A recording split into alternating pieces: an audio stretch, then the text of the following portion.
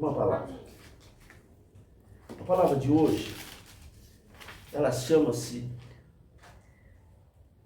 Jesus é o Senhor em todas as circunstâncias. Eu vou ler e vou falando, é bem rápido. Ela está em Mateus 14, a partir do verso 22. Diz assim, Mateus 14, a partir do verso 22. Imediatamente após, Jesus insistiu com os discípulos para que entrasse no barco e fosse adiante dele para o outro lado, enquanto ele despedia as multidões. E assim que mandou o povo embora, subiu sozinho ao monte para orar. Ao chegar da noite, lá estava ele só. O que Jesus fez aqui? Imediatamente após, Jesus insistiu com os discípulos para que entrasse no barco e fosse adiante dele para o outro lado. Duas passagens marcam uma coisa muito parecida. Jesus sai de cena e deixa os seus discípulos em alto mar. E nas duas passagens, um vento forte. Nas duas passagens, existem problemas. Primeira coisa que a gente tem que entender, às vezes, você vai ficar sozinho para decidir o que você tem que fazer. Primeira coisa que a gente tem que pensar, Jesus não está aqui, mas seria eu que tenho que fazer. Primeira coisa. Todavia, o barco já estava longe, no meio do mar, sendo fustigado pelas ondas, pois o vento era contrário. Eu tive duas experiências em alto mar. Duas experiências. Uma foi com um barco de pesca, esses barcos que a gente vê na pesca, e outro foi um barco muito grande, 3.000 pessoas. As duas vezes, o grandão foi pior, porque ele estava em alto mar. E eu me lembro, não estou fazendo propaganda da viagem, foi uma época muito bacana da minha vida, mas foi lá atrás. Eu me lembro que a gente estava numa noite assim, muito festiva dentro de um navio, e era um jantar, meia-noite, e a mesa começava a afastar da gente, porque o navio fazia assim. Imagina um navio. Essa noite eu achei que eu ia morrer. Eu achei que todo mundo ia morrer. Não lembrei de filme, não lembrei de nada. Acabou o jantar, nós fomos para o nosso lugar de dormir. A água batia. Era fechado com vidro redondo, a água batia. Eu estava mais ou menos a uns 3 andares de altura. E a outra experiência foi num barco, um barco de pesca, em que era uma noite de lua. Nós fomos pescar também por causa disso, era uma noite de lua, foi um grupo de amigos. Meu pai estava junto num outro barco. E começou a mudar o vento. A água literalmente, isso bem distante da praia, não em alto mar, começou a fazer assim. Quando a gente fala vento ao contrário, é vento de chuva. E nós tivemos que ficar apoitado num certo lugar, perto de uma ilha, para não morrer. O estômago não resistia nada. Nada. Passamos mal. Meu pai quase morreu. A gente só via o bracinho do meu pai segurando assim no navio, ele estava no barco, ele estava do lado. Nessas horas, a gente tem que entender uma coisa. Isso é castigo? Não é castigo. Trazendo tudo isso para o nosso mundo, tudo isso para o nosso dia a dia, tem dias que a circunstância é mais ou menos como se você estivesse num grande navio em alto mar com chuva.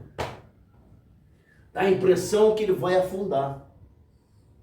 E não foi diferente para esses homens lá. Espera aí, mas eles estavam com Jesus. E a palavra seguindo, ela fala assim: quando os discípulos Na quarta vigília, às 3 da manhã, veja bem, às 3 da manhã, Jesus foi ter com eles, andando por sobre o mar.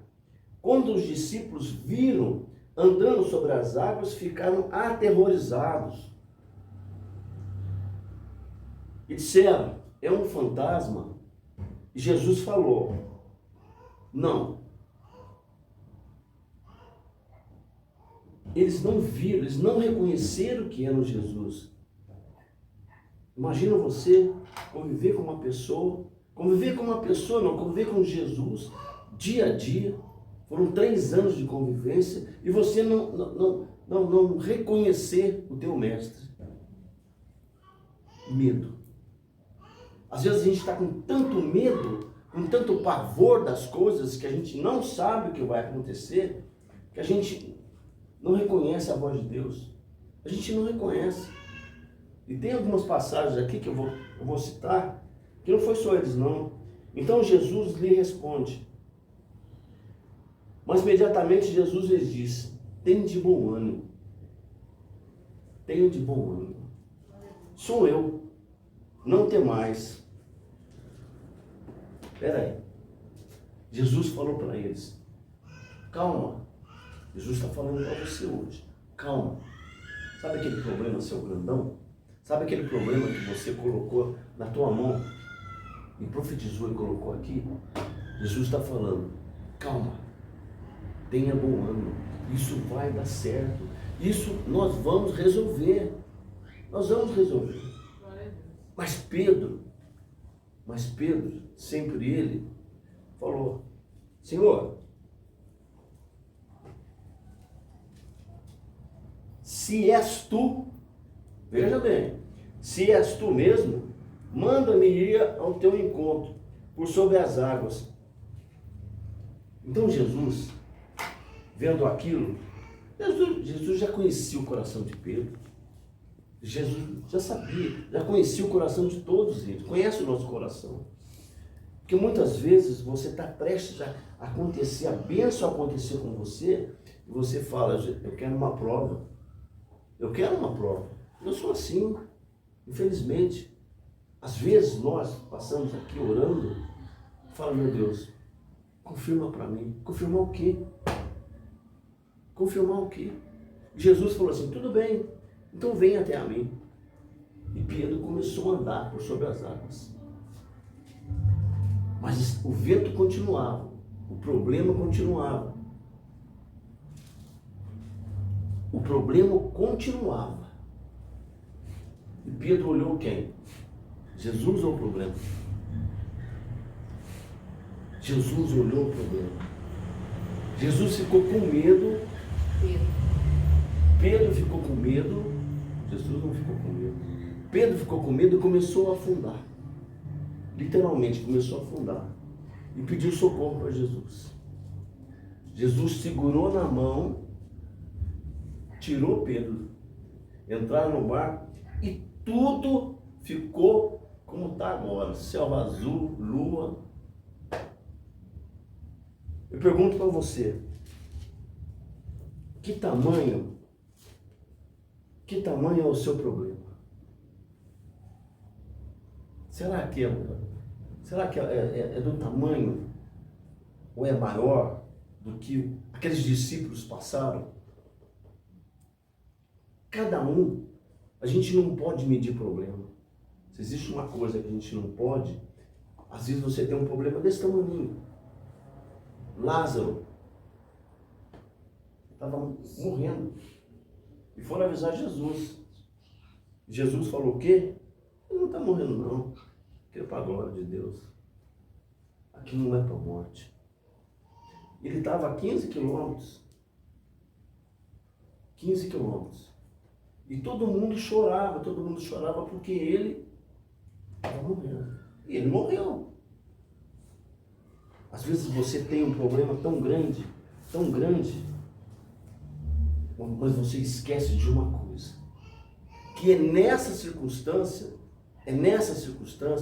que você conhece o tremendo amor e a glória de Deus. É nessa circunstância. A glória de Deus nem sempre vem com uma festa. Geralmente ela vem com um problema. Você tem uma grande solução. Você pede para Deus uma grande solução. Tem que ter um problema. Tem que ter um problema. Eu me lembro de uma passagem de Jó, um livro que eu gosto muito. Jó era um cara extremamente rico. Extremamente. Ele não tinha problema financeiro. Bom, peraí. A pessoa já não ter problema financeiro é uma grande coisa. É meio caminho andado. Ele fazia, a palavra fala que ele fazia sacrifícios para Deus, para agradecer a Deus por tudo que ele tinha. Ele era um homem generoso, ele era um homem bondoso. E o inimigo, o demônio, através de uma passagem, chega até Deus e fala: tá vendo aquele homem lá? Ele só é daquele jeito. Se vocês conhecem essa história, ele só é daquele jeito porque é um cara bem de situação. Tira dele a herança dele, tira tudo dele.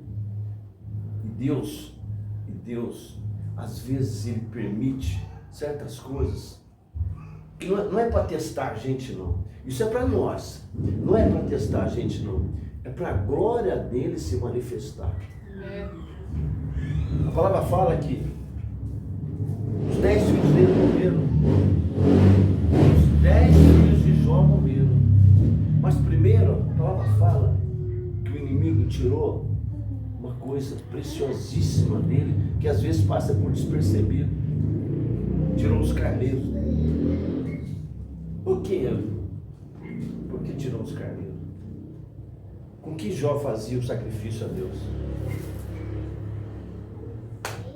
Às vezes você tem receio de, em qualquer igreja que você for, pegar a sua oferta, pegar a sua generosidade, eu vou chamar de generosidade, e falar: eu vou pegar essa nota menor aqui, ó. Essa aqui não vai me fazer falta. Essa nota menor não vai me fazer falta. A nota menor é igual à nota maior. Só que no nosso coração, nós estamos negligenciando uma coisa que se chama gratidão a Deus. O inimigo tirou as ovelhas porque era com as ovelhas, era a ovelha a forma de gratidão de Jó com Deus. Depois ele começou a tirar os camelos, depois ele começou a tirar os bois, etc. O primeiro que foi a oferta de Deus. Olha como o inimigo é astuto. Às vezes ele faz com que você não venha na igreja para ouvir a palavra. Às vezes ele faz, alguma coisa acontece, e a coisa mais comum. As coisas são assim. Tira você, sabe? Você está certinho. Hoje o culto começou com a palavra de profecia. Vale de osso seco. Uma palavra muito forte. Muito forte. Começamos a fazer uma profecia para o nosso pedido. Você cantou, você louvou exatamente o que foi falado aqui. O que foi falado aqui? O que Deus está mostrando para nós aqui nessa palavra é que a gente não precisa ter medo, mas a gente tem que ter confiança. Você só pode receber bênção de Deus se você tiver confiança. Você quer ver outra? Se você pegar logo atrás aqui, livro de Marcos, vou ler só uma passagem aqui. Marcos 4, a partir do verso 35. Naquele mesmo dia, ao cair da tarde, perdiam os seus discípulos. Passamos para o outro lado da margem. Então, eles, despedindo-se da multidão, o levaram no barco, assim como estava, e outros barcos o seguiram.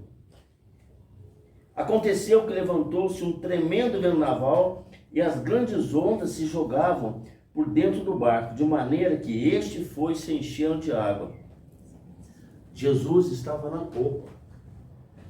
Peraí, Jesus estava lá, dormindo com a cabeça sobre um travesseiro. Às vezes, você vai ter que fazer suas coisas sozinho. Às vezes, o medo de você estar sozinho, que é muito comum, nós somos humanos, medo com os nossos filhos, medo que as coisas não vão dar certo, medo com o nosso trabalho. Quantas vezes nós passamos por isso? Quantas vezes nós chegamos lá no cantinho, sentamos, começamos a chorar, não é orar, é chorar, pedindo para que Deus, mas Deus já fez por nós. O que a gente precisa agora é entender que esse vendaval, essas coisas que estão passando na nossa vida, é um fator, é uma circunstância, e que isso vai acontecer para que a glória de Deus se manifeste. Na nossa visita, nessa criança maravilhosa, que não é uma criança terminal, não é uma criança preparada para a glória de Deus, independente da circunstância. Eu perguntei para a família, e vocês? Vocês estão com esperança? Vocês estão com fé? A mãe me falou, totalmente com fé, que nosso filho vai ser curado e o mundo vai saber disso. Muito forte. O mundo vai saber disso. Ao extremo, às vezes a gente machuca o dedo, às vezes acontece de um pagamento não realizado, às vezes acontece de uma cobrança, às vezes acontece de uma decisão que você tem que tomar de um dia para o outro e você fica pensando, meu Deus, eu só tenho até o dia 31, esse mês é 31, eu só tenho até o dia 31. Quem falou? Quem falou que você tem até o dia 31? Quem falou? Está escrito aonde isso? Mas eu só tenho até amanhã para resolver. E Deus fala para você, sai, agora é comigo. Agora é comigo. Quantas vezes eu tenho visto pessoas que pedem para a gente orar e falam, olha, aqui, acabei de jogar um aqui. Acabei de jogar um aqui. Estou com depressão. Por quê? Estou com depressão porque eu não consigo dormir pensando nos meus problemas. Mas é isso que o inimigo faz. Às vezes a pequena coisa, a mesma irmã Glória, a pequena coisa faz com que a nossa mente se transforme essa pequena coisa num gigante. Num gigante. Mas às vezes ela é grande mesmo, porque a gente não consegue resolver. Não é questão que seja a pequena coisa, como eu falei há pouco atrás, todo problema tem seu grau de dor. O teu problema, você sente ele grande, porque você sente isso. O teu problema, você sente ele grande, porque é teu problema. Eu tenho os meus problemas. Você tem os seus problemas. Mas se a gente for, eu conheço mais ou menos algumas coisas aqui nessa igreja, se a gente for buscar lá atrás as vitórias que Deus tem dado para nós, você era para estar morto. Não é? Você era para estar morto. Você também era para estar morto. Não é? Você me contou isso? Você me contou isso? Você me contou isso? Você era para estar morto? Quantas coisas aconteceu com você que não era para você estar aqui hoje? Quantas coisas? Nem se fala. Então nós somos, como foi falado aqui, como vocês louvaram aqui, pessoas escolhidas. Escolhidas. Imaginou você, José do Egito. Pulei tudo.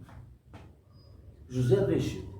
Você nasceu, você era o penúltimo, mas era o filho amado de Jacó. De repente você tem um sonho, Deus fala com você, fala, ó, você vai ser o cara, hein? Você vai ser grande. Aí você, na tua ingenuidade, irmãos, tudo grandão, olha, eu sonhei e vocês vão se ajoelhar para mim. Pronto. Inveja em família. E venderam, tentaram matar, venderam, mentiram. Mas ele era escolhido. Amém. Glória a Deus. Tentaram tirar a tua vida. Você é escolhido. Tentaram tirar a tua vida. Quantas vezes você é escolhido? Tentaram tirar a tua vida. Você é escolhido. Quando a gente entender isso, irmã Glória, quando a gente entender que a gente é escolhido, os problemas da gente começam a ficar meio, peraí, eu tenho que bater na porta para entrar, porque ele é escolhido. Ele é escolhido. Glória a Deus. Tem vindo nesse lugar pessoas, tem vindo, vocês são testemunhas aqui, quem vem, de pessoas que vêm por... É a última porta que eu vou, é lá. Outro dia foi falar com uma pessoa aqui, para de brincar com Deus, para de brincar com Deus. Vocês lembram disso? Na outra semana, quase que mataram lá. Deus está guardando. Ela é uma pessoa escolhida. Deus está guardando. Não vai acontecer nada com ela. Aquela senhora que teve câncer, os médicos falaram, nós vamos fazer quimioterapia. Vamos fazer quimioterapia. E começou o trabalho. Deus falou para ela, para. Por que Deus falou com ela? Porque ela buscou Deus. Ela é uma pessoa escolhida. Glória a Deus. Então, quando a gente entender que nós somos pessoas escolhidas, a gente entra nessa história. Eu quero dizer isso. Nós vamos entrar na história do barco. Glória a Deus. Por que nós vamos entrar na história do barco? Porque nós vivemos circunstâncias, todos os dias difíceis, todos os dias falta alguma coisa na nossa vida, todos os dias a gente, quando bate na porta, fala, meu Deus, tem sido assim, a circunstância tem sido assim, mas Deus é Senhor das circunstâncias. Quando você entender que Deus é o Senhor da circunstância, quando você entender que você é pessoa escolhida de Deus, Deus começa a interagir com você. Quando você entender que você é escolhido de Deus, que você é uma pessoa que Deus fez com o maior carinho. Outro dia eu disse isso para uma pessoa, e é verdade, porque eu ouvi isso não é meu, mas eu ouvi isso e falei assim, é verdade. Quando Deus te fez, Ele estava pensando na Regina? Não, Ele sabia que você ia chamar Regina. Quando Deus te fez, Ele sabia que você ia chamar Bruno. Mas Ele estava pensando no Bruno? Não. Quando Deus fez a minha querida irmã, Ele sabia que a senhora ia chamar teu nome. Mas Ele não estava pensando na senhora. Não estava pensando em mim. Ele estava pensando em fazer o melhor. Porque Ele fez nós a imagem e semelhança. Nos fez perfeito. Isso nos credencia a ser pessoas escolhidas. Se você buscar qualquer coisa aqui, você vai entender que as pessoas que passaram por aqui eram iguaizinhas a nós. Eram pessoas escolhidas. Finalizando. Daniel,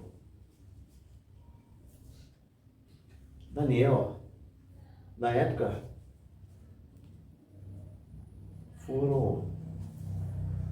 naquela época, o povo de Israel foi Mais uma vez ele foi levado como escravo. E levaram Daniel e mais 3 amigos para trabalhar no palácio. Era para ser o próprio governador, o próprio mandatário daquele lugar, diz o seguinte, que nós vamos ensinar eles a língua, etc, etc, para que eles possam nos servir. Deram um prazo de 3 anos para fazer tudo isso. Só que vocês vão ter que comer o melhor do palácio, para vocês ficarem fortinhos. O que Daniel fez? Não. Nos dê alguns dias com vegetais, apenas isso. Nós não vamos comer. Passaram-se 14 dias, o rei viu a aparência deles. Estavam melhores, mais bem vestidos, o rosto mais lindo, todos da nobreza. Por quê? Porque eram pessoas escolhidas. Quando o escolhido de Deus tem a intimidade com Deus, sabe que é escolhido e tem intimidade com Deus, entenda isso, a morte, a própria morte é uma circunstância que você aceita com gratidão, porque você vai estar junto do Senhor. A própria morte, que é o terrível. Outro dia eu falei para minha filha, ela falou, pai, estou muito preocupado com a sua saúde. Normal, qual filho que não se preocupa, né? E ela é muito amorosa. Eu falei o seguinte, eu estou vivendo o melhor da minha vida, eu estou fazendo o que eu mais gosto de fazer, e se um dia o Senhor me chamar, é festa. É festa. E eu estou dizendo claramente aqui, se um dia, hoje nós perdemos um amigo, pastor. Hoje nós perdemos. Mas a festa é no céu. A família vai chorar. Vai chorar. Qual a família que não tem que chorar? Mas se você for escolhido, só para repetir, para encerrar, se você for um escolhido, se você for uma pessoa que tem intimidade com Deus, confiança em Deus, deixar Ele agir em todas as circunstâncias da sua vida,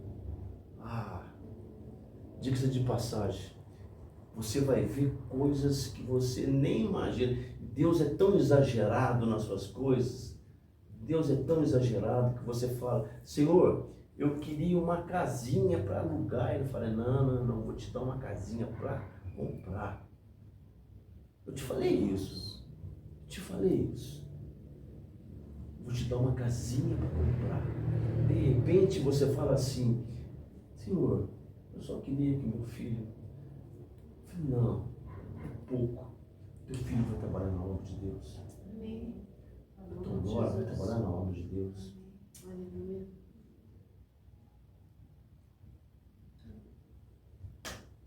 É muito pouco. Nós pedimos muito pouco, irmão. Muito pouco para Deus. Deus sempre vai dar muito mais para a gente. Às vezes você fala assim, eu falo assim, toda vez que vai começar um culto, eu falo para ela, eu não sei o que vai acontecer. Eu não sei quantas pessoas vão vir aqui.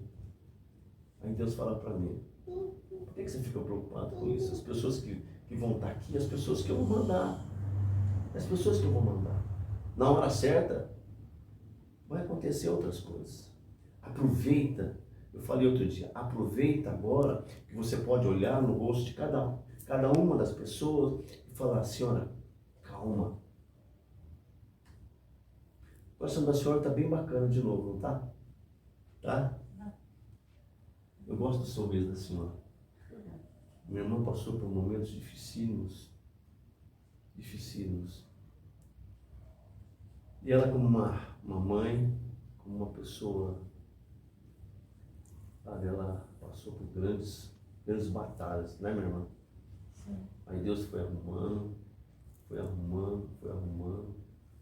E hoje o sorriso dela é claro. Ela teve um rejuvenescimento no espírito.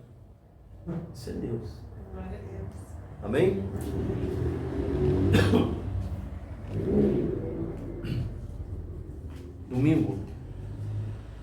Domingo teve um culto aqui, primeiro culto de domingo. Eu não sei quantas pessoas tinham aqui, mas tinha bastante gente, né? Foi um culto abençoado. Domingo que vem vai ter outro culto. Eu estou começando a evangelizar, com medo das cadeiras, mas eu vou evangelizar. A partir dessa semana eu já vou evangelizar e as coisas vão começar Deus já vai começar a agir. Amém? Vamos fazer oferta? Você faz ou eu faço?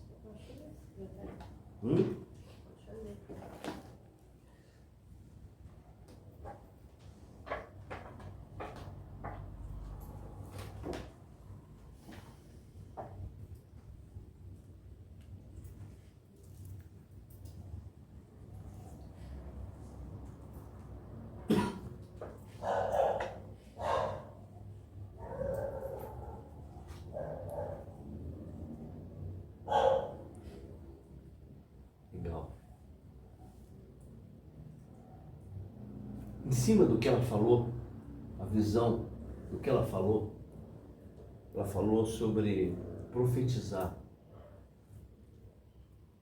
Ezequiel, capítulo 37, a partir do verso 11. Então o Eterno me revelou: ó filho do homem, eis que estes ossos representam toda a casa de Israel. Porquanto eles costumam murmurar: nossos ossos secaram, e a vossa esperança mirrou, estamos aniquilados. Contudo, profetiza e prega-lhes assim, diz Yahvé, o Senhor eterno e soberano Deus: ó meu amado povo, eis que abrirei as vossas sepulturas, eu mesmo vos farei sair dos vossos túmulos e vos conduzirei de volta à terra de Israel. Isso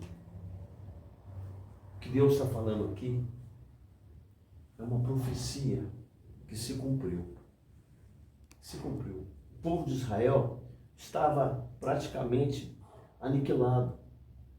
E Deus tirou onde eles estavam, colocou onde eles estão hoje, e deu uma nação, e deu prosperidade. Você já viu alguma pessoa de Israel, algum judeu? Você já viu algum judeu pobre? Conhece algum? Sabe por quê? Nós somos descendentes deles. Não que eu seja judeu, não sou. Judeus, eu tenho estudado muito eles. Os judeus, eles são justos.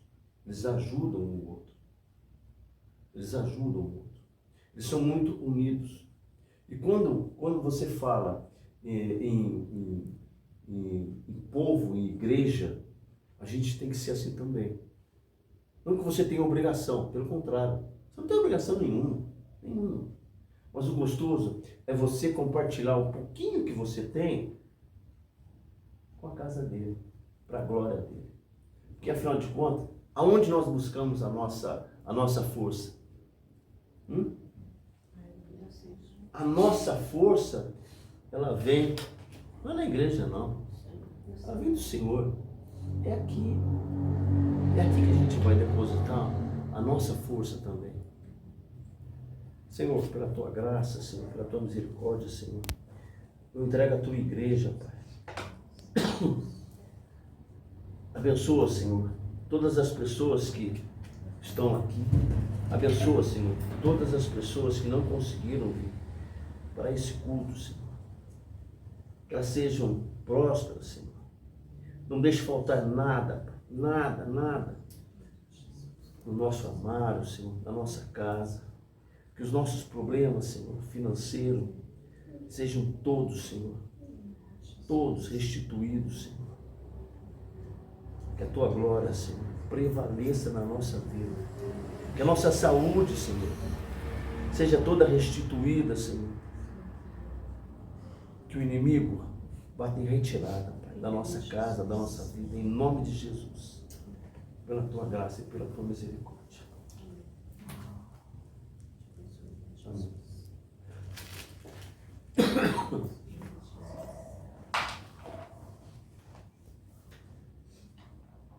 queria combinar com vocês que continuasse em três anos no começo, com uma pequena diferença. Vocês vão abrir o culto. Sim? Qual o problema? Hã? Qual o problema?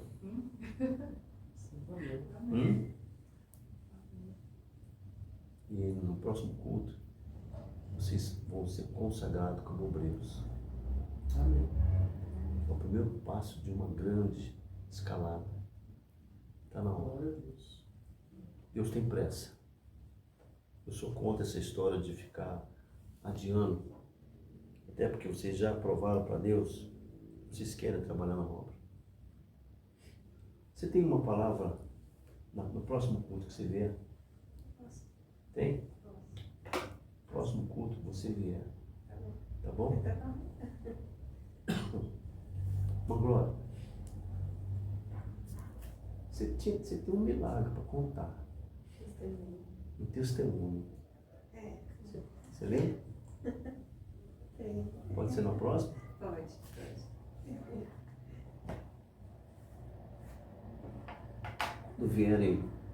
Quando vierem 20 pessoas, quando vierem 40 pessoas no culto, quando vierem 2 pessoas no culto, Deus vai estar falando com a gente da mesma forma. Falou com vocês hoje? Amém. Falou, né? A resposta é essa. Deixa Deus agir. Deixa Deus agir. Não fica preocupado, porque já está escrito. Já está escrito, já está sentenciado. Ninguém vai mudar. A graça do Senhor Jesus Cristo, o amor de Deus e a comunhão do Espírito Santo estejam conosco. Senhor, obrigado por mais um culto, Senhor. Obrigado por toda a sua palavra, Senhor. Obrigado, Senhor, por todas as pessoas que vieram aqui, Senhor. Obrigado por essa família que louvou aqui na frente, Pai. Obrigado pela vida da nossa irmã Regina, da casa dela, do esposo, do filho. Eu entrego eles, Senhor, na tua presença, Senhor. Abençoa a casa dela, Senhor. Obrigado, Senhor, pela tua irmã. Passado por esse dia, por essa semana que encerra praticamente normal amanhã. Não foi fácil para ninguém, mas Deus é assim. Ele vai dando força e a gente vence, tá bom? Senhor, obrigado por mais um dia. Acompanha, Senhor. Nos acompanhe para casa, Senhor. E que a glória seja tua, Pai. Todos digam amém. O culto está encerrado hoje.